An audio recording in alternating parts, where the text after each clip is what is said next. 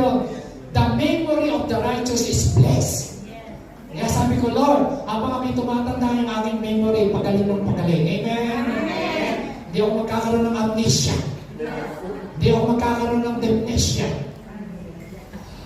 Magkakaroon lang ako ng good memory dahil sinabi mo, so mga kapatid, depende yan sa iyong faith at declaration ng paniniwala.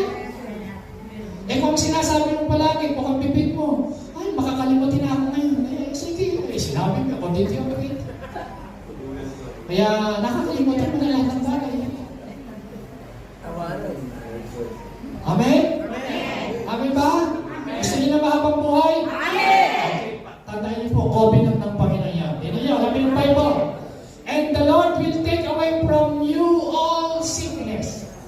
Deuteronomy 7:15.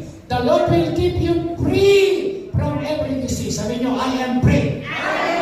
From every disease. Ito ay katabi mo, sabihin mo, sister or brother, you are free. From every disease. Sabihin mo, sa Tagalog, malaya ka. Nasa sakit at karamdaman.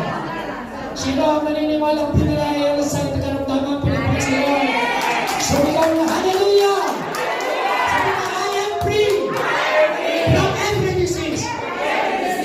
Hindi ako may sabi. Sabi ng Bible, Deuteronomy 7 verse 15. I am free. Hallelujah. Sabihin nyo, I am free.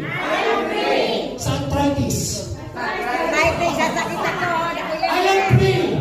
Sabihin nyo, I am cancer free. Sabihin nyo, I am cancer free. Ilakas nyo, I am by faith. Iparinig mo kayo sa tanda, sabihin nyo, I am. The Bible says, by faith, I am free. The spirit of cancer. I-claim niya, walang cancer na magtatagumpay sa inyo na